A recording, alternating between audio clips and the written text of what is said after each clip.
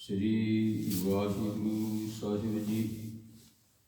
सुख मंगल कल्याण सहज धुन, प्रभ के चरण निहारिया। राखन हारे राखियो बारिक, सतगुर आप उतारिया। उबरे सतगुर की शरणाई, जा की सेव ना बिरथी जाय। घर में सुख बाहर फुन सूखा, प्रभ अपने पे दयाला। नानक बिघन न लागे को, मेरा प्रभ होआ कृपाला। सो को टल गुर सेविया, अहनस सहज सुभाए। दर्शन परसे गुरु कै, जन्म मरण दुख जाय। होवे सिफत फसम दी, नूर अरसों कुरसों चटिया। तुद डिठे सच्चे पातशाह, मल जन्म जन्म दी कटिया।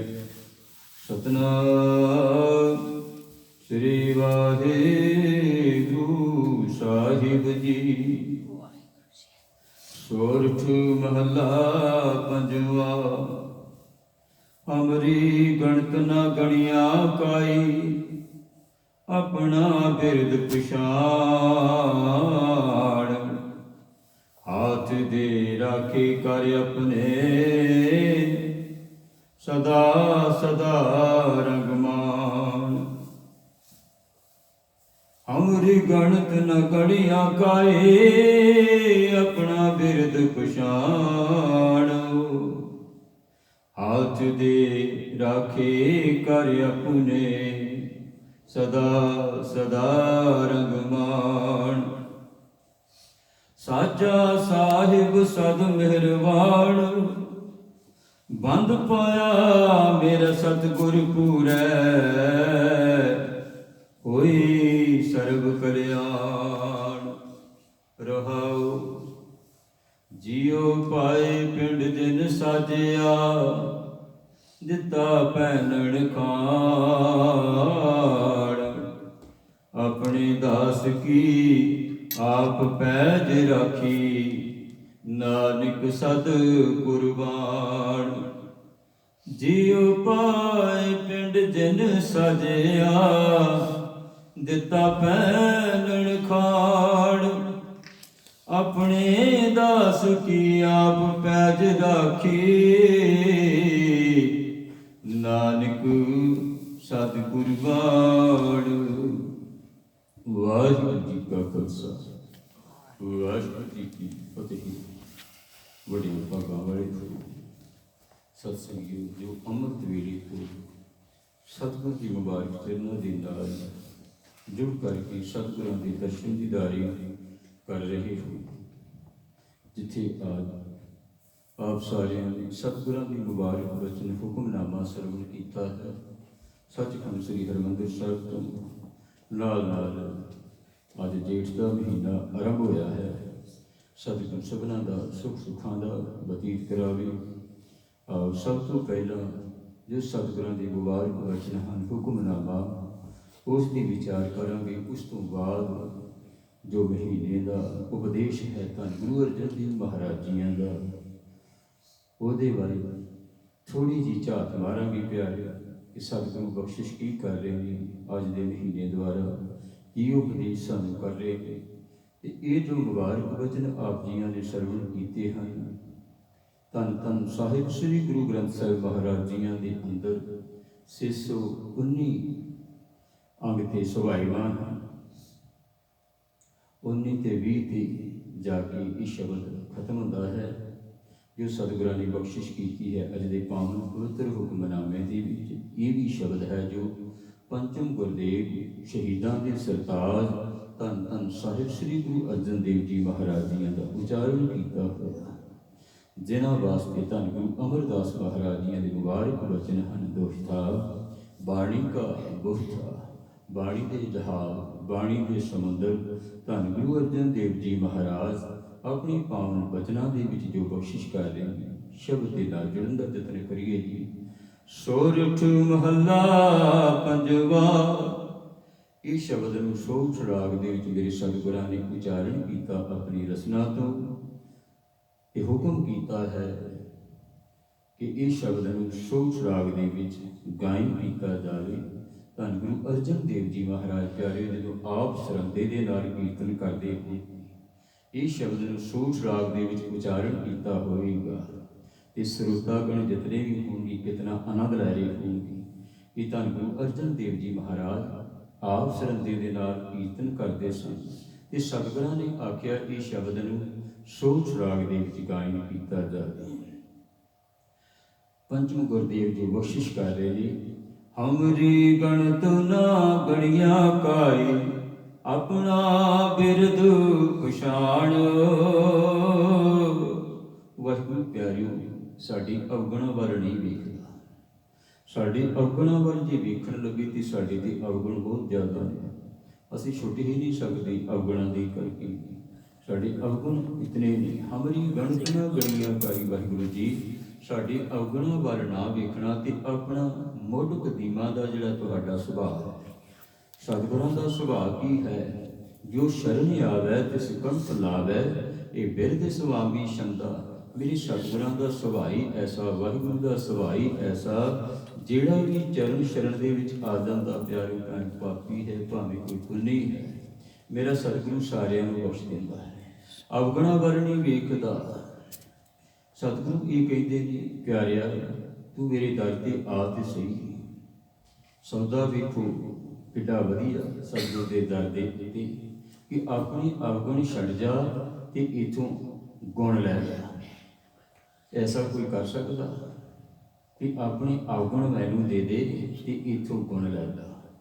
ਇੱਥੇ ਗੁਣਾਂ ਦੀ ਰਾਸ ਮਿਲਦੀ ਹੈ। ਕਹਿੰਦੇ ਅਵਗੁਣ ਸਾਰੇ ਛੱਡ ਜਾਏ, ਤੇਰੇ ਅਵਗੁਣ ਇੱਥੇ ਰਹਿ ਜਾਣਗੇ। ਪਰ ਪਿਆਰੋ ਅਸੀਂ ਛੱਡੀਏ ਸੀ, ਅਸੀਂ ਅਵਗੁਣਾਂ ਨੂੰ ਛੱਡਦੇ ਕੋਈ ਨਹੀਂ। ਸਤਿਗੁਰੂ ਕਹਿੰਦੇ ਅਵਗੁਣ ਇੱਥੇ ਛੱਡ ਜਾ ਤੇ ਇੱਥੋਂ ਗੁਣ ਲੈ ਕੇ ਜਾ। ਹਮਰੀ ਗਣਤ ਨਾ ਗਣੀਆਂ ਕਾਈ।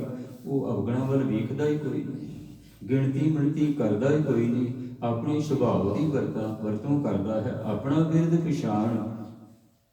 ਹਰ ਜੁਗ ਜੁਗ ਭਗਤੂ ਪਾਇਆ, ਪੈਜ ਰੱਖਦਾ ਆਇਆ। ਰਾਮ ਰਾਜੇ ਹਰਣਾਕਸ਼ ਦੁਸ਼ਟ ਹਰ ਮਾਰਿਆ, ਪ੍ਰਹਿਲਾਦ ਤਰਾਇਆ।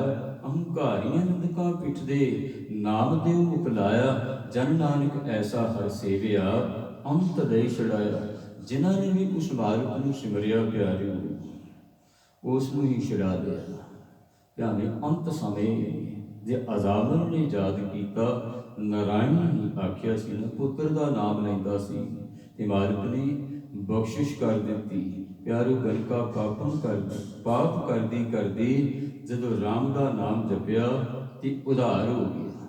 ਕਿਤਨਿਆਂ ਦਾ ਜ਼ਿਕਰ ਕੀਤਾ ਜਾਂਦਾ ਹੈ ਬਾਣੀ ਦੇ ਵਿੱਚ। ਇੱਕ ਸ਼ਬਦ ਪੰਚਮ ਗੁਰਦੇਵ ਦਾ ਉਚਾਰਨ ਕੀਤਾ, ਉਹਦੇ ਵਿੱਚ ਸਾਰਿਆਂ ਭਗਤਾਂ ਦਾ ਜ਼ਿਕਰ ਕੀਤਾ ਹੋਇਆ, ਜਿਨ੍ਹਾਂ ਦਾ ਉਧਾਰ ਹੋਇਆ। ਸਤਿਗੁਰੂ ਤੇ ਸਾਡੇ ਅਵਗੁਣਾਂ ਵੱਲ ਵੇਖਦੇ ਕੋਈ ਨਹੀਂ। ਹਾਥ ਦੀ ਰਾਖੀ ਕਰ ਆਪਣੇ, ਸਦਾ ਸਦਾ ਰੰਗ ਮਾੜ। ਪਿਆਰੇ ਪਹਿਲੇ ਤੇ ਵਿਕਾਰਾਂ ਵਾਲੇ ਪਾਸਿਓਂ ਮਨੁੱਖ ਨੂੰ ਉਲਟਾ ਦਿੰਦੇ ਨੇ। ਹੱਥ ਦੇ ਰਾਖੇ ਆਪਣੇ ਕੋ ਤੇ ਆਪਣੇ ਸੇਵਕ ਨੂੰ ਵਿਕਾਰਾਂ ਵਾਲੇ ਪਾਸੇ ਨਹੀਂ ਜਾਣ ਦਿੰਦੇ। ਜਦੋਂ ਵਿਕਾਰਾਂ ਵਾਲੇ ਪਾਸੇ ਤੋਂ ਰੋਕ ਦਿੰਦੇ ਨੇ ਤੇ ਫਿਰ ਸੇਵਕ ਸਦਾ ਸਦਾ ਰੰਗ ਮਾਣ ਆਨੰਦਿਤ ਹੋ ਜਾਂਦਾ ਹੈ, ਪ੍ਰਭੂ ਦੇ ਰੰਗ ਦੇ ਵਿੱਚ ਰੰਗਿਆ ਜਾਂਦਾ ਹੈ। ਉਸ ਨੂੰ ਨਾਮ ਦਾ ਰੰਗ ਚੜ ਜਾਂਦਾ, ਜਿਹੜਾ ਕਦੇ ਉਤਰਦਾ ਨਹੀਂ। ਰਾਮ ਰੰਗ ਕਦੇ ਉਤਰ ਨਾ ਜਾਏ, ਗੁਰ ਪੂਰਾ ਜਿਸ ਦੇ ਬੁਝਾਏ। ਜਿਸ ਤੇ ਵੀ ਮਾਲਕ ਬਖਸ਼ਿਸ਼ ਕਰ ਦਿੰਦਾ ਹੈ, ਉਸ ਨੂੰ ਨਾਮ ਦਾ ਰੰਗ ਚੜ੍ਹ ਦਿੰਦਾ ਹੈ। ਜਿਸ ਨੂੰ ਨਾਮ ਦਾ ਰੰਗ ਚੜ੍ਹ ਗਿਆ ਤੇ ਸਾਰੀਆਂ ਬਖਸ਼ਿਸ਼ਾਂ ਹੋ ਗਈਆਂ। ਸਾਚਾ ਸਾਹਿਬ ਸਦ ਮਿਹਰਵਾੜ। ਉਹ ਮੇਰਾ ਵਾਹਿਗੁਰੂ ਸਦਾ ਹੀ ਮਿਹਰਵਾਨ ਹੈ। ਮਿਹਰਵਾਨ ਸਾਹਿਬ ਮਿਹਰਵਾਨ, ਸਾਹਿਬ ਮੇਰਾ ਮਿਹਰਵਾਨ। ਜੀ ਸਗਲ ਕੋ ਦੇ ਦਾਨ, ਤੂੰ ਕਾਹੀ ਡੋਲੀ ਪ੍ਰਾਣੀਆ। ਤੁਧ ਰਾਖੇਗਾ ਸਿਰਜਣਹਾਰ। ਜਿਨ ਉਪਾਈ ਮੇਦਨੀ ਸੋਈ, ਕਰਦਾ ਸਾਰ ਘਟ ਘਟ ਮਾਲਕ ਦਿਨਾਂ ਕਾ। सच्चा परवरदिगार। कुदरत कींग न जानिए बड़ा भी परवाह, फिर करना की है कर बंदे तू बंदगी। कदों तक जिचर घट में साहू, तू समरथ अकथ अगोचर। जियो पिंड तेरी रास, रहम तेरी सुख पाया, सदा नानक की अरदास। वाहिगुरू की रहमत के नाल ही प्यारो जितने भी सानू सुख प्राप्त होंदे ने, जे असीं आखीए साडी उदम करके नहीं, उदम करके नहीं, ये वाहिगुरू साडे ते तरस करता है, ये वाहिगुरू साडे ते तरस करके साडे ते बख्शिश करता है। जितने भी सुख बख्शे उसने वाहिगुरू ने साडे ते तरस ही कीता। जदों सिख गुरु के चरणों के नाल जुड़ जाता तो गुरु नूं पता लग जाता कि मेरा सिख हुण मेरे तो बगैर होर किसी पासे नहीं जाता, तो जदों किसी पासे होर नहीं जाता तो फिर सतगुरु बख्शिश कर देते। तरस पिया महरामत होई, सतगुर सज्जन मिलिया, नानक नाम मिले तां जीवा। तन मन थीवे हरिया, तन भी हरिया ते मन भी हरिया भरिया हो जाता, नाम दे विच रंगिया जाता। साचा साहिब सद मेहरबान, वो सदा ही मेहरबान है प्यारे। बंद पाया मेरे सतगुर पूरे, कोई सर्ब कल्याण। विकारों वाले पासे तो बन बार पहलू मेरा सतगुरु नाम दे नाल जोड़दा, फिर विकारां वाले पासे तो बन मार दिंदा है कि विकारां वाले पासे वो जांदा ही कोई नहीं। जिहड़ा नाम दे नाल जुड़ जांदा प्यारो, विकार उहदे अंदर रह ही कोई नहीं जांदे।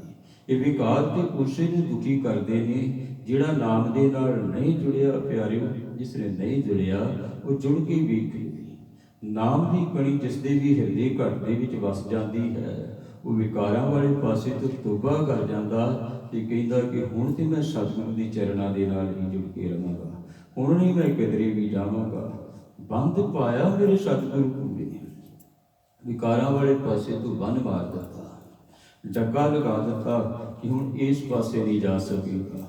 कोई सर्व कल्याण ते सदा ही आनंद वरत गया प्यारे, आत्मक आनंद बन गया। कोई सर्व कल्याण ते जदों आत्मक आनंद बन जाता, प्रभु के नाल एक मिकता हो जाती है, समझो बात बन गई।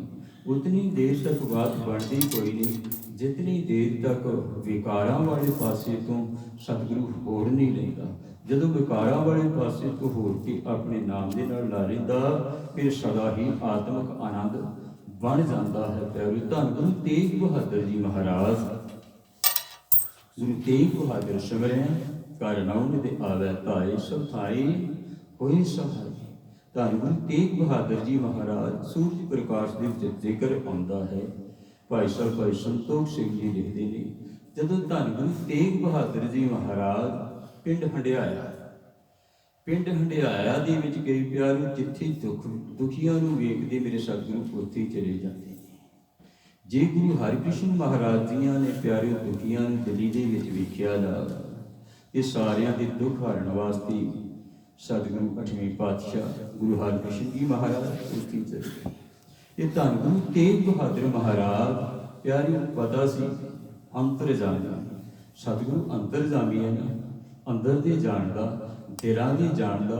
जे कोई दुखी पुकार कर रहा तो मेरे सतगुरु उत्थे पहुँच जाते। पिंड हंडियाया दे विच धन गुरु तेग बहादुर महाराज जिस वे पहुंचे तो प्यारे उत्थे एक आदमी जिहड़ा लेटदा पिया सी मिट्टी दे विच, मिट्टी दे विच लेटदा पिया, बड़ी बुरी हालत, उहदे मूँह दे विचों कोई वचन भी नहीं सी निकलदा।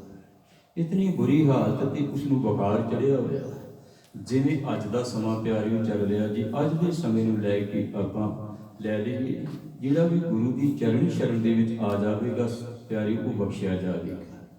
धन गुरु तेग बहादुर महाराज जियां ने पिंड वालियां नूं पुछया कि इस आदमी नूं की होया, इहनूं की होया? कहंदे इहनूं बुखार चढ़िया होया।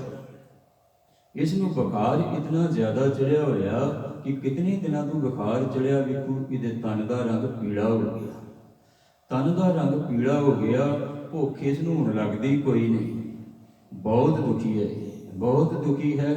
दुख की निवृत्ति वास्ते ये हुण लेटे मारदा है, दुखी है बहुत ज़्यादा, तो मिट्टी दे विच लेट रहा, बहुत इसकी बुरी हालात है।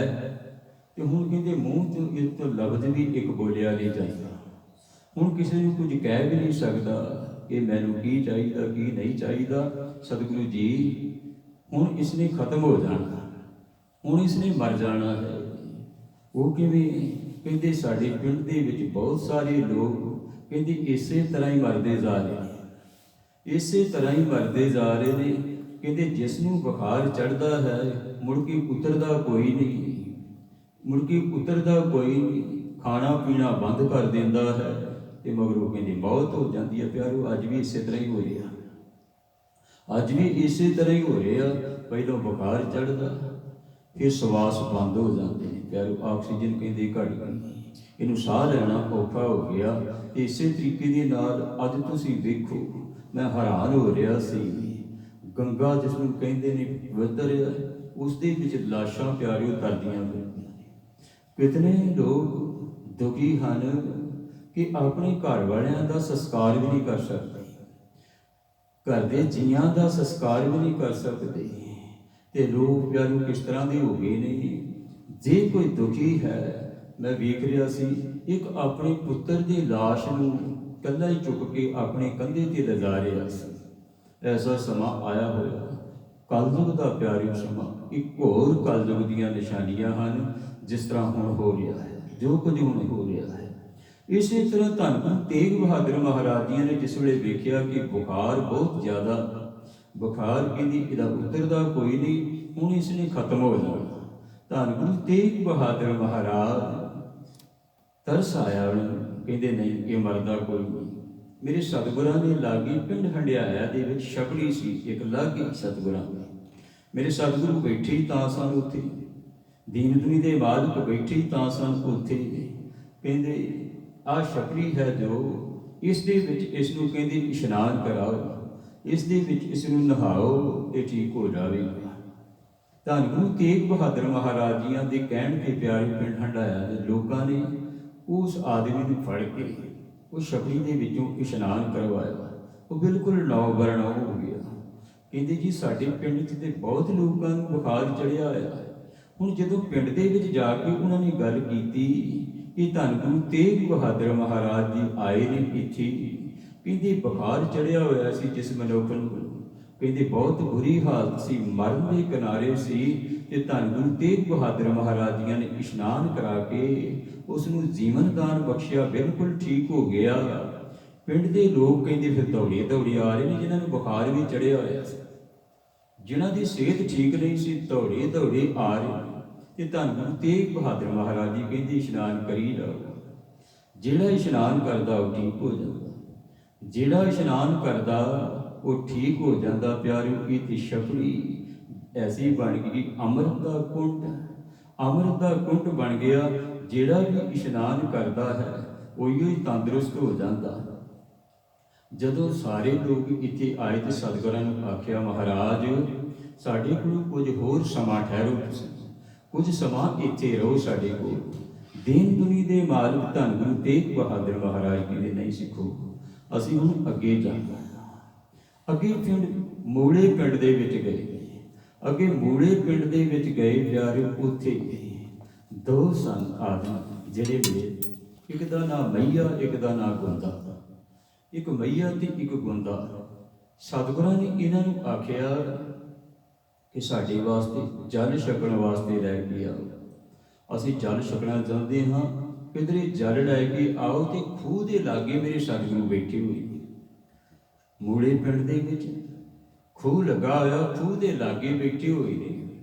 ਜਿਸ ਵੇਲੇ ਗੋਂਦੇ ਨੂੰ ਤੇ ਮਈਏ ਨੂੰ ਇਹ ਗੱਲ ਆਖੀ ਕਿ ਤੁਸੀਂ ਪਾਣੀ ਲੈ ਕੇ ਆਓ, ਜਲ ਲੈ ਕੇ ਆਓ, ਅਸੀਂ ਜਲ ਛਕਣਾ। ਕਹਿੰਦੇ ਮਹਾਰਾਜ ਪਿੰਡ ਤੋਂ ਦੂਰ ਥੋੜ੍ਹਾ ਹੈ ਜਿੱਥੇ ਪਾਣੀ ਲੈ ਕੇ ਆਉਣਾ, ਅਸੀਂ ਦੂਰ ਜਾਣਾ ਪੈਣਾ, ਤੁਸੀਂ ਵੇਟ ਕਰੋ, ਅਸੀਂ ਤੁਹਾਡੇ ਵਾਸਤੇ ਪਾਣੀ ਲੈ ਕੇ ਆਉਂਦੇ ਹਾਂ। ਤੇ ਸਤਿਗੁਰੂ ਕਹਿੰਦੇ ਆਹ ਜਿਹੜਾ ਲਾਗੇ ਖੂਹ ਆ, ਜਿਸ ਦੇ ਲਾਗੇ ਅਸੀਂ ਬੈਠੇ ਹੋਏ ਹਾਂ, ਇੱਥੋਂ ਪਾਣੀ ਕਿਉਂ ਨਹੀਂ ਕੱਢਦੇ? ਕਹਿੰਦੇ ਮਹਾਰਾਜ ਇਸ ਖੂਹ ਦਾ ਪਾਣੀ ਆ ਤੁਸੀਂ ਵੇਖ ਰਹੇ ਹੋ ਸੁੱਕਿਆ ਹੋਇਆ, ਇਹਦੇ ਵਿੱਚ ਕੰਕਰ ਪਏ ਹੋਏ ਨੇ, ਪਾਣੀ ਇਸ ਦਾ ਸੁੱਕਿਆ ਪਿਆ ਹੈ ਤੇ ਇਸ ਦਾ ਪਾਣੀ ਖਾਰਾ ਹੈ, ਇਸ ਕਰਕੇ ਇਹ ਖੂਹ ਬੰਦ ਕੀਤਾ ਹੋਇਆ। ਇਹ ਖੂਹ ਦਾ ਪਾਣੀ ਹੁਣ ਵਰਤਦਾ ਕੋਈ ਨਹੀਂ, ਇਹਦੇ ਵਿੱਚ ਵੇਖੋ ਕੱਖ ਲੋਕਾਂ ਨੇ ਸੁੱਟੇ ਹੋਏ ਨੇ, ਇਸ ਦਾ ਪਾਣੀ ਖਾਰਾ ਹੈ। ਤੇ ਧੰਨ ਗੁਰੂ ਤੇਗ ਬਹਾਦਰ ਮਹਾਰਾਜ ਜੀ ਕਹਿੰਦੇ ਨਹੀਂ, ਕਹਿੰਦੇ ਇਸ ਦੇ ਵਿੱਚੋਂ ਕੰਕਰ ਕੱਢੋ, ਕੱਖ ਕੱਢੋ ਤੇ ਸਭ ਤੋਂ ਪਹਿਲਾਂ ਜਲ ਅਸੀਂ ਛਕਾਂਗੇ। ਇਸ ਦਾ ਜਲ ਮਿੱਠਾ ਹੋਵੇਗਾ, ਇਸ ਦਾ ਜਲ ਮਿੱਠਾ ਹੋਵੇਗਾ, ਕੁਝ ਨਹੀਂ ਹੁੰਦਾ। ਇਸ ਦੇ ਜਲ ਨੂੰ ਤੁਸੀਂ ਸਾਫ਼ ਕਰੋ। ਪਿਆਰੂ, ਪਿੰਡ ਮੂਲੇ ਦੇ ਲੋਕਾਂ ਨੇ ਉਸ ਖੂਹ ਨੂੰ ਸਾਫ਼ ਕੀਤਾ। ਖੂਹ ਨੂੰ ਸਾਫ਼ ਕਰਕੇ ਕੱਖ ਵਿੱਚੋਂ ਕੱਢੇ, ਕੰਕਰ ਵਿੱਚੋਂ ਕੱਢੇ, ਸਾਫ਼ ਕਰਕੇ ਖੂਹ ਨੂੰ, ਤੇ ਜਦੋਂ ਵੇਖਿਆ ਪਿਆਰੂ, ਨਿਰਮਲ ਜਲ ਆਇਆ। ਨਿਰਮਲ ਜਲ ਆਇਆ, ਸਭ ਤੋਂ ਪਹਿਲਾਂ ਸਤਿਗੁਰਾਂ ਨੂੰ ਪੀਣ ਵਾਸਤੇ ਦਿੱਤਾ। ਸਤਿਗੁਰਾਂ ਨੇ ਪੀਤਾ ਪਾਣੀ, ਕਹਿੰਦੇ ਇਹ ਖਾਰਾ ਕੋਈ ਨਹੀਂ, ਇਹ ਪਾਣੀ ਕਹਿੰਦੇ ਮਿੱਠਾ ਹੈ, ਇਹ ਪਾਣੀ ਮਿੱਠਾ ਹੈ। ਤੇ ਧੰਨ ਗੁਰੂ ਤੇਗ ਬਹਾਦਰ ਮਹਾਰਾਜ ਜੀਆਂ ਨੇ ਆਖਿਆ, ਇੱਥੇ 9 ਖੂਹ ਹੋਰ ਲੱਗਣਗੇ। ਸੂਰਜ ਪ੍ਰਕਾਸ਼ ਦੇ ਵਿੱਚ ਜ਼ਿਕਰ ਆਉਂਦਾ, ਕਵੀ ਸੰਤੋਖ ਸਿੰਘ ਜੀ ਲਿਖਦੇ ਨੇ, ਕਹਿੰਦੇ ਕਿ 9 ਖੂਹ ਇੱਥੇ ਹੋਰ ਲੱਗਣਗੇ, ਇਹ 10 ਖੂਹ ਹੋ ਜਾਣਗੇ। 9 ਖੂਹ ਹੋਰ ਲੱਗਣਗੇ। ਕਹਿੰਦੇ ਸੱਚਮੁੱਚ ਪਿਆਰੇ ਉਸੇ ਤਰ੍ਹਾਂ ਹੀ ਹੋਇਆ। ਉਸ ਵੇਲੇ ਸੰਗਤਾਂ ਨੇ ਉੱਥੋਂ ਜਲ ਛਕਿਆ। ਧੰਨ ਗੁਰੂ ਤੇਗ ਬਹਾਦਰ ਮਹਾਰਾਜ ਜੀਆਂ ਨੇ ਜਲ ਛਕਿਆ ਪਿੰਡ ਮੂਲੇ ਦੇ ਵਿੱਚ। ਤੇ ਕਹਿੰਦੇ ਠੀਕ ਹੁਣ ਉੱਥੇ 10 ਖੂਹ ਲੱਗੇ ਹੋਏ ਨੇ। ਕਹਿੰਦੇ 10 ਤੋਂ ਬਾਅਦ ਜੇ ਕੋਈ ਖੂਹ ਲੱਗੇਗਾ, ਉਸਦਾ ਪਾਣੀ ਖਾਰਾ ਹੋਵੇਗਾ, ਉਸਦਾ ਪਾਣੀ ਖਾਰਾ ਹੋਵੇਗਾ। ਤੇ ਮੇਰੇ ਦਿਮਾਗ ਦੇ ਵਿੱਚ ਇਹ ਗੱਲ ਆ ਰਹੀ ਸੀ ਜਦੋਂ ਮੈਂ ਇਹ ਪੜ੍ਹ ਰਿਹਾ ਸੀ। ਤੇ ਪਿਆਰੇ, ਮਨ ਦੇ ਵਿੱਚ ਇਹ ਗੱਲ ਆਈ, ਇਹ ਤੇ 10 ਪਾਤਸ਼ਾਹੀਆਂ ਦਾ ਇੱਕ ਖੂਹ ਹੋ ਗਿਆ। ਕਹਿੰਦੇ ਜੇ ਹੁਣ 11ਵਾਂ ਕੋਈ ਲੱਗੇਗਾ ਨਾ, ਤੇ ਉਸਦਾ ਪਾਣੀ ਖਾਰਾ ਹੋਵੇਗਾ। ਧੰਨ ਗੁਰੂ ਤੇਗ ਬਹਾਦਰ ਮਹਾਰਾਜ ਅਸਲ ਦੇ ਵਿੱਚ ਦੁਖੀਆਂ ਦੇ ਦੁੱਖ ਹਰਨ ਵਾਸਤੇ, ਲੋਕਾਈ ਸੁੱਖ ਦੇਣ ਵਾਸਤੇ ਹੀ ਜਾ ਰਹੇ ਸਨ। ਇੱਥੋਂ ਅੱਗੇ ਹੋ ਕੇ ਧੰਨ ਗੁਰੂ ਤੇਗ ਬਹਾਦਰ ਮਹਾਰਾਜ ਸਿੱਖਾਂ ਨੇ ਬੇਨਤੀ ਕੀਤੀ, ਮਹਾਰਾਜ ਇੱਥੇ ਠਹਿਰੋ। ਗੁਰੂ ਕਾ ਖੂਹ ਉੱਥੇ ਪਿਆਰੇ ਹਾਲੀ ਵੀ ਮੌਜੂਦ ਹੈ। ਤੇ ਕਵੀ ਸੰਤੋਖ ਸਿੰਘ ਜੀ ਕਹਿੰਦੇ ਨੇ ਹਾਲੀ ਵੀ ਉੱਥੇ 9 ਖੂਹ ਹੋਰ ਲੱਗੇ ਹੋਏ ਨੇ। ਇਹ 10ਵਾਂ ਖੂਹ ਉਹ ਆ ਜਿਸ ਨੂੰ ਗੁਰੂ ਤੇਗ ਬਹਾਦਰ ਮਹਾਰਾਜ ਜੀ ਦੇ ਨਾਮ ਦੇ ਨਾਲ ਜਾਣਿਆ ਜਾਂਦਾ ਹੈ, ਗੁਰੂ ਕਾ ਖੂਹ। ਫਿਰ ਇੱਥੋਂ ਅੱਗੇ ਸਤਿਗੁਰੂ ਧੰਨ ਗੁਰੂ ਤੇਗ ਬਹਾਦਰ ਮਹਾਰਾਜ ਜੀ ਪਿੰਡ ਸੇਖੇਵਾਲ ਗਏ। ਸੇਖੇਵਾਲ ਪਿੰਡ ਜਿਸ ਵੇਲੇ ਗਏ ਤੇ ਉੱਥੇ ਇੱਕ ਵੈਰਾਗੀ ਸਾਧੂ ਸੀ।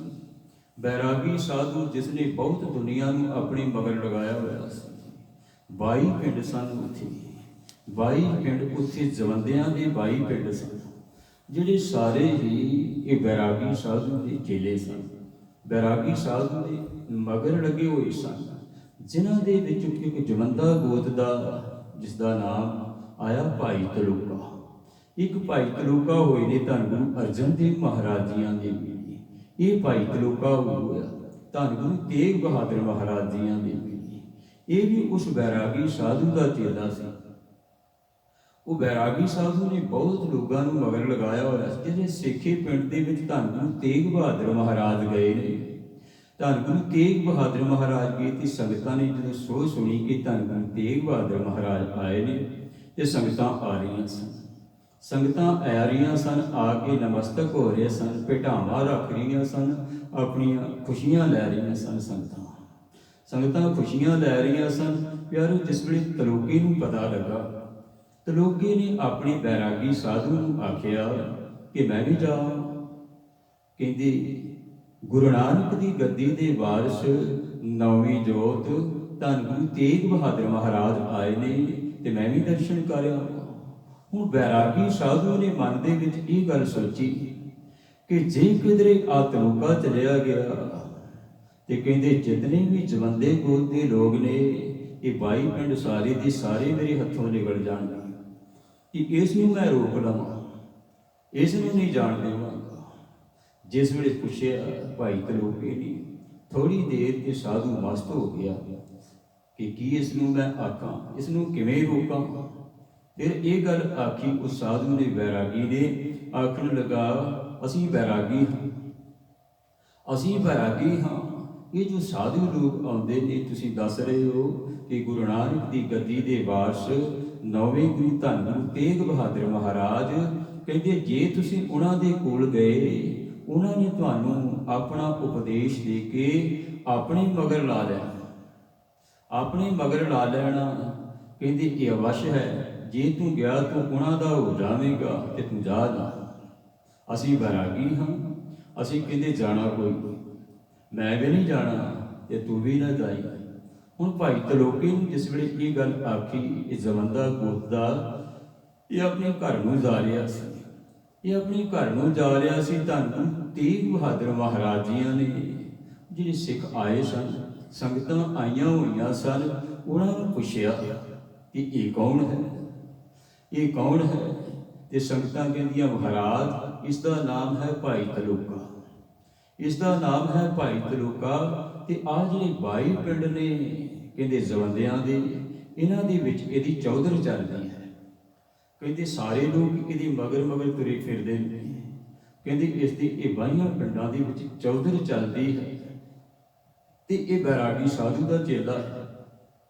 ਬੈਰਾਗੀ ਸਾਧੂ ਨੇ ਇਸ ਨੂੰ ਆਉਣ ਨਹੀਂ ਦਿੱਤਾ ਹੋਵੇਗਾ, ਇਸੇ ਕਰਕੇ ਇਹ ਆਇਆ ਕੋਈ ਨਹੀਂ, ਤੁਹਾਡੇ ਦਰਸ਼ਨ ਦੀਦਾਰ ਕਰਨ ਵਾਸਤੇ ਵੀ ਨਹੀਂ ਆਇਆ।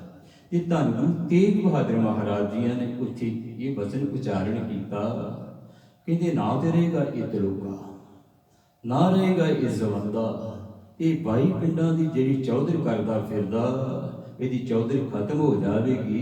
ਇਹ ਪਿੰਡ ਸਾਰੇ ਉੱਜੜ ਜਾਣਗੇ, ਇਹ ਪਿੰਡ ਸਾਰੇ ਉੱਜੜ ਜਾਣਗੇ। ਇਹਨਾਂ ਨੇ ਗੁਰੂ ਨਾਨਕ ਦੀ ਗੱਦੀ ਦੀ ਇੱਕ ਹਿਸਾਬ ਦੀ ਰਿਸਪੈਕਟ ਨਹੀਂ ਕੀਤੀ। ਜੇ ਰਿਸਪੈਕਟ ਕਰਦੇ, ਗੁਰੂ ਦੀ ਰਿਸਪੈਕਟ ਕਰਦੇ, ਗੁਰੂ ਨਾਨਕ ਦੀ ਰਿਸਪੈਕਟ ਕਰਦੇ ਤੇ ਪਿਆਰਿਓ ਇਹ ਪਿੰਡਾਂ ਦੀ ਕਹਿੰਦੀ ਬਖਸ਼ਿਸ਼ਾਂ ਹੋ ਜਾਣੀਆਂ ਸਨ, ਰਹਿਮਤਾਂ ਹੋ ਜਾਣੀਆਂ ਸਨ। ਇਹਨਾਂ ਨੇ ਬੈਰਾਗੀ ਦੇ ਮਗਰ ਲੱਗ ਕਰਕੇ ਗੁਰੂ ਨਾਨਕ ਦੇ ਘਰ ਦੀ ਇੱਕ ਹਿਸਾਬ ਦੀ ਤੋਹੀਨ ਕੀਤੀ ਹੈ। ਕਹਿੰਦੇ ਸਤਿਗੁਰਾਂ ਨੂੰ ਆ ਕੇ ਮੱਥਾ ਨਹੀਂ ਟੇਕਿਆ ਤੇ ਸਤਿਗੁਰੂ ਕਹਿੰਦੇ ਇਹ ਪਿੰਡ ਹੁਣ ਉੱਜੜ ਜਾਣਗੇ। ਕਹਿੰਦੇ ਉੱਜੜਨਗੇ ਇਹ ਪਿੰਡ, ਇਹ ਜਵੰਦਿਆਂ ਦੇ ਪਿੰਡ ਕਹਿੰਦੇ ਉੱਜੜ ਜਾਣਗੇ। ਨਾ ਰਹੇਗਾ ਇੱਥੇ ਤਲੋਕਾ, ਨਾ ਰਹੇਗਾ ਇੱਥੇ ਬੈਰਾਗੀ, ਤੇ ਇੱਥੇ ਕਹਿੰਦੀ ਇਹ ਪਿੰਡ ਸਾਰੇ ਉੱਜੜ ਜਾਣਗੇ। ਸਤਿਗੁਰਾਂ ਨੂੰ ਸਤਿ ਸਿਖਾ ਕੇ ਕਹਿੰਦੀ ਮਹਾਰਾਜ ਸਾਡਾ ਕੀ ਕਸੂਰ ਹੈ, ਸਾਡਾ ਤੇ ਕੋਈ ਕਸੂਰ ਨਹੀਂ। ਕਹਿੰਦੀ ਕਸੂਰ ਠੀਕ ਹੈ ਤੁਹਾਡਾ ਕੋਈ ਨਹੀਂ, ਪਰ ਤੁਸੀਂ ਸਾਰੇ ਉਸ ਦੇ ਮਗਰ ਲੱਗੇ ਹੋਏ ਹੋ, ਬੈਰਾਗੀ ਸਾਧੂ ਦੇ ਮਗਰ ਲੱਗੇ ਹੋਏ ਹੋ। ਤੁਸੀਂ ਗੁਰੂ ਨਾਨਕ ਦੇ ਘਰ ਦੇ ਨਾਲ ਜੁੜੋ, ਜਿਹੜੇ ਜੁੜ ਜਾਣਗੇ ਪਿਆਰਿਓ ਉਹ ਬਖਸ਼ਿਸ਼ਾਂ ਦੇ ਪਾਤਰ ਬਣ ਜਾਣਗੇ। ਜਿਹੜੇ ਵੀ ਜੁੜ ਜਾਣਗੇ ਉਹ ਬਖਸ਼ਿਸ਼ਾਂ ਦੇ ਪਾਤਰ ਬਣ ਜਾਣਗੇ। ਮੇਰੇ ਸਤਿਗੁਰੂ ਕਹਿੰਦੇ ਨੇ ਬੰਦ ਪਾਇਆ ਮੇਰੇ ਸਤਿਗੁਰ ਪੂਰੇ ਹੋਈ ਸਰਬ ਕਲਿਆਣ। ਮੇਰਾ ਵਾਹਿਗੁਰੂ ਕਰਦਾ ਕੀ ਹੈ, ਪਹਿਲਾਂ ਨਾਮ ਦੀ ਦਾਤ ਬਖਸ਼ਿਸ਼ ਕਰਕੇ ਵਿਕਾਰਾਂ ਵਾਲੇ ਪਾਸੇ ਤੋਂ ਬੰਨ ਮਾਰ ਦਿੰਦਾ ਹੈ ਕਿ ਸਿੱਖ ਫਿਰ ਵਿਕਾਰਾਂ ਵਾਲੇ ਪਾਸੇ ਨਹੀਂ ਜਾਂਦਾ। ਜਦੋਂ ਵਿਕਾਰਾਂ ਵਾਲੇ ਪਾਸੇ ਨਹੀਂ ਜਾਂਦਾ ਤੇ ਨਾਮ ਦੀ ਕਣੀ ਹਿਰਦੇ ਘੜ ਦੇ ਵਿੱਚ ਵਸ ਜਾਂਦੀ ਹੈ, ਫਿਰ ਸਦੀਵ ਕਾਲ ਵਾਸਤੇ ਆਨੰਦ ਹੀ ਆਨੰਦ ਬਣ ਜਾਂਦਾ ਹੈ, ਆਨੰਦ ਹੀ ਆਨੰਦ ਬਣ ਜਾਂਦਾ ਹੈ।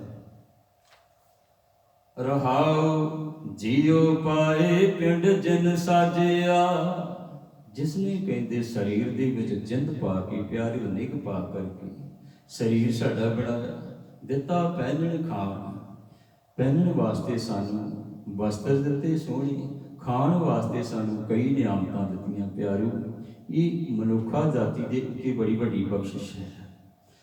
ਕਿੰਨੀਆਂ ਨਿਆਮਤਾਂ। 36 ਅੰਮ੍ਰਿਤ ਜਿਨ ਭੋਜਨ ਦੀਏ ਅੰਤਰ ਥਾਨ ਠਹਿਰਾਵਨ ਕੋ ਦੀ। 36 ਪ੍ਰਕਾਰ ਦੇ ਭੋਜਨ ਇਹ ਪਿਆਰਿਓ ਮਨੁੱਖ ਵਾਸਤੇ।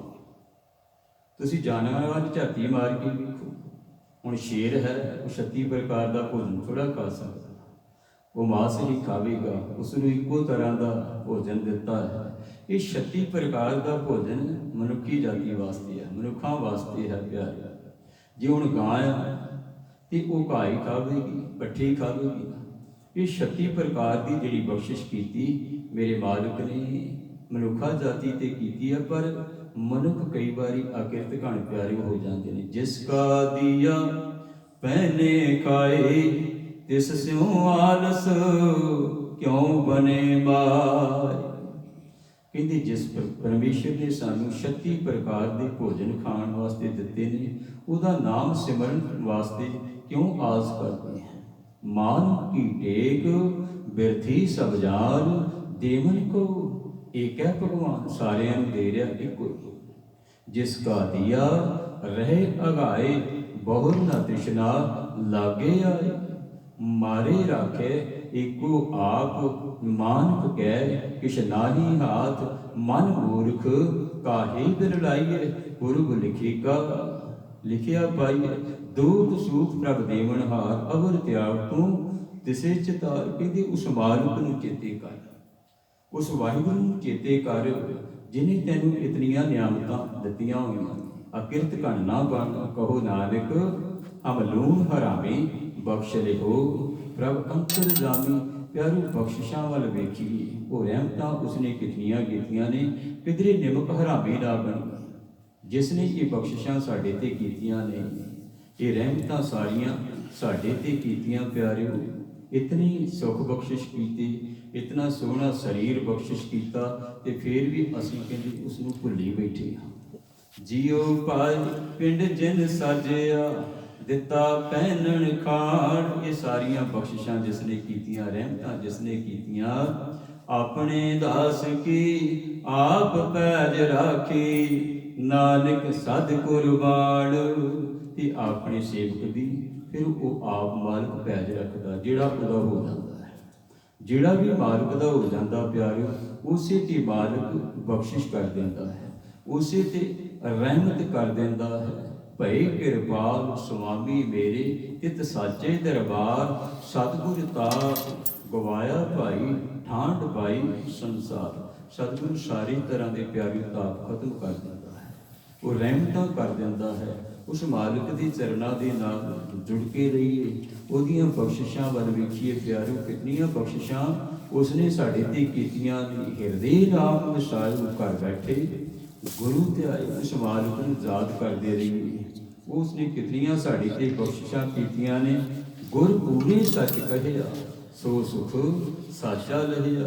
गुरु पूरा जो कहता प्यारे वो सच कहता जो बाणी दे विच सानू आख्या सच आख्या है सो सुख साचा लहिया उहिओ सुख की प्राप्ति करेगा जिहड़ा मालिक के चरणों के नाल जुड़ जावेगा अपना होयो गुर मेहरबाना जिसते भी गुरु मेहरबान हो जाता प्यारो बख्शिश करता रहमत करता ਉਹਦੇ ਹਿਰਦੇ ਦੇ ਵਿੱਚ ਨਾਮ ਦੀ ਕਣੀ ਵਸ ਜਾਂਦੀ ਫਿਰ ਕੀ ਹੁੰਦਾ ਆਨੰਦ ਸੁਖ ਕਲਿਆਣ ਮੰਗਲ ਸਿਉ ਘਰ ਆਏ ਘਰ ਇਸ਼ਨਾਨਾ ਆਨੰਦ ਹੀ ਆਨੰਦ ਉਹਦੇ ਹਿਰਦੇ ਘੜ ਦੇ ਵਿੱਚ ਬਣ ਜਾਂਦਾ ਹੈ ਜਿਹੜਾ ਮਾਲਕ ਦੇ ਚਰਨਾਂ ਦੇ ਨਾਲ ਜੁੜ ਜਾਂਦਾ ਪਿਆਰਿਓ ਸ਼ਬਦ ਦੀ ਵਿਚਾਰ ਦੇ ਨਾਲ ਆਪ ਜੁੜੇ ਹੋਏ ਸੀ ਧੰਨ ਗੁਰੂ ਤੇਗ ਬਹਾਦਰ ਮਹਾਰਾਜ ਜੀਆਂ ਦਾ ਪਾਵਨ ਪਵਿੱਤਰ ਉਪਦੇਸ਼ इतिहास की कड़ी आप दियां ने जो कवि संतोख सिंह जी होना की लिखी हुई आप दियां ने सरवण की जिवें धन गुरु तेग बहादुर महाराज